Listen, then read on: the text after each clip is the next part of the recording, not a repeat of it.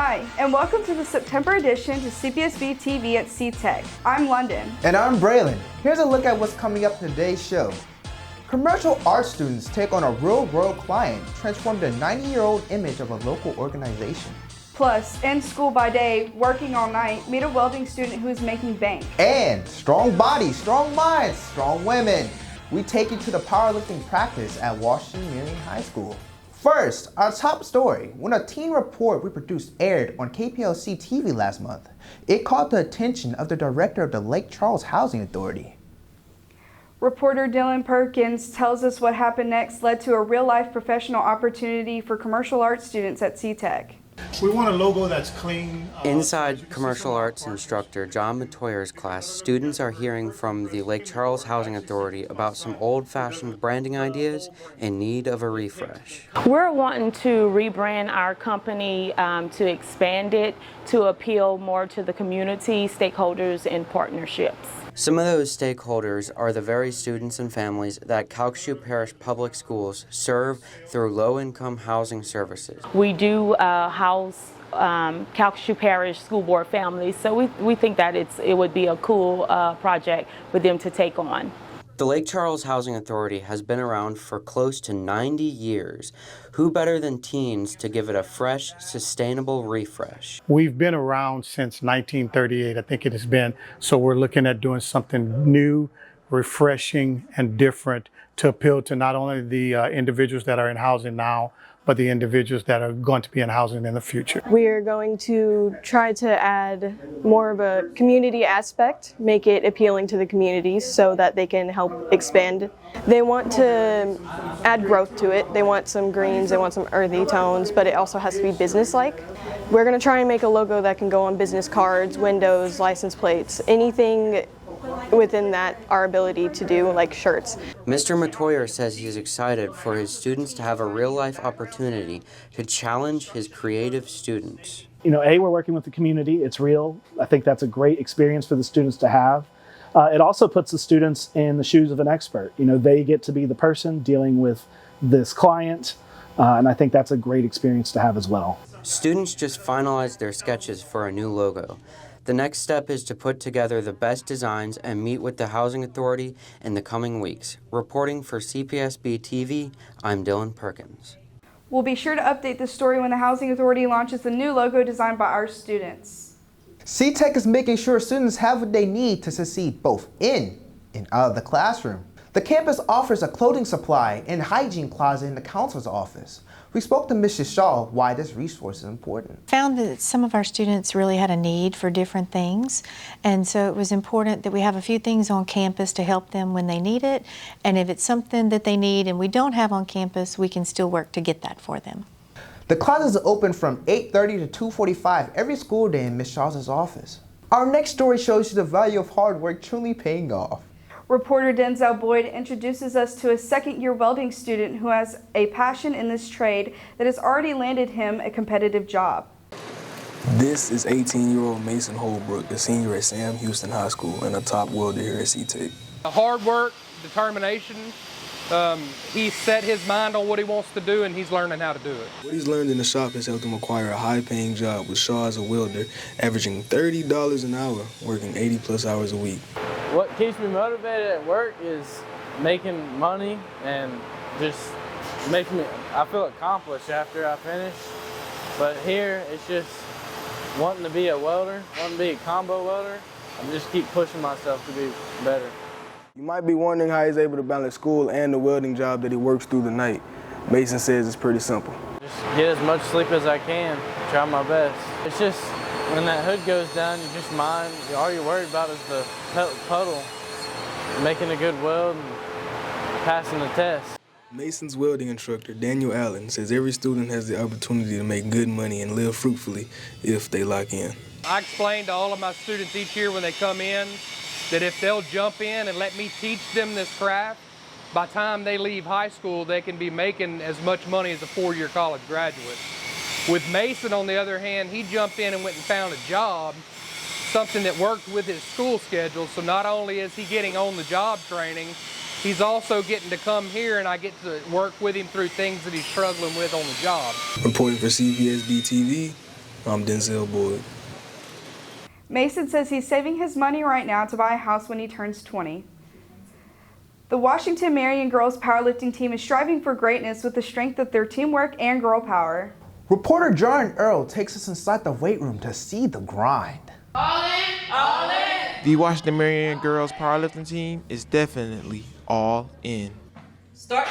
I'd love to gain more muscle, get stronger. Of course, I was a drummer. I got to get stronger. So, hey, it's fun. Looking at this team today, it might be hard to believe that just 3 years ago, when this program started, there was only one girl. Any girl I see in the hall that I feel as though they could help the program, I'm trying to recruit them. But we knew getting it off the ground with the success that we could have, we was able to build the numbers up. Head coach Travis Provo and assistant Carmelita Joseph didn't just build the numbers up, they built up champions. First place and second. My goal this year is to win state first place and go to nationals. The Washington Marion girls powerlifting team are like one big family, showing that there's something beyond the weight room and the competitions. We literally preach family, forget about me, I love you. Anytime you walk into this room, this is your house, this is your home, we are family, and we are one. What motivates me during powerlifting is seeing everybody, they're getting on the weights, everybody, they're so nice, they're so warm to everybody, like they're so welcoming. Positive environment to be around. We a family, we love each other. Their love spills over to the work ethic, with each girl putting in work to be stronger physically and mentally. It makes me stronger than what I already am, and it really opens up doors that you didn't think that would be open towards how you would feel. I love the numbers that we have, and I love what we're bringing back. And so mainly I'm most proud of just being able to build these girls with their mental, but also building their bodies up and being able to get them to state. Reporting for CPSB-TV, I'm Jordan Earl. The team has big goals this season with their eyes set on reaching the state tournament.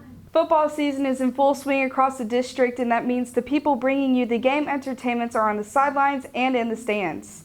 This is footage from an early morning practice with the Barbe Band of Blue. They practice 4 days a week with all members from those playing instruments to color guard. We talked to the color guard captain and head drum major about their favorite experiences.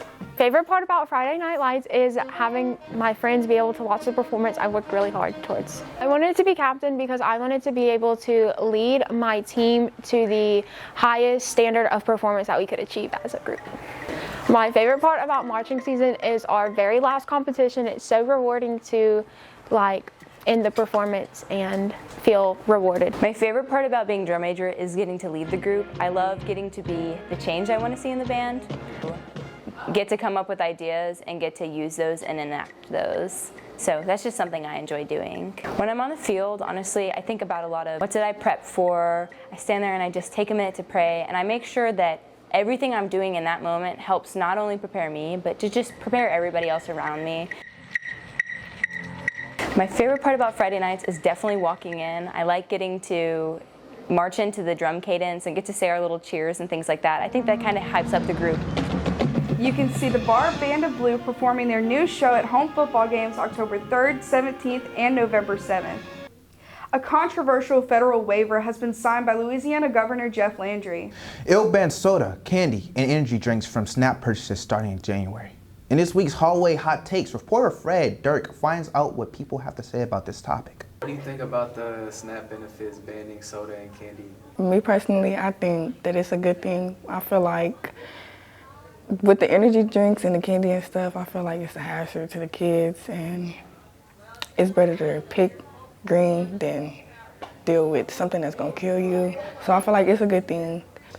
I think it's understandable, but with how much candy there is that is causing food to be less accessible to some people, which could be more of an issue than just candy being generally a thing. They shouldn't take away those things, but if they do, they shouldn't increase the money that they give us for the SNAP benefits, or they should decrease the prices of the healthy items. If they really wanted to ban some of the stuff, a lot of the unhealthy stuff are very toxic to your body, considering the dyes and additives and all the food that we eat. So it was most likely canned foods and stuff that we were eating on a daily basis. So I actually agree with it, as long as they can at least try and minimize the cost of healthy foods. I would say it's not a bad thing because it's more of like a necessity thing for like not junk food type. Like it's for like the food you need that you can't get.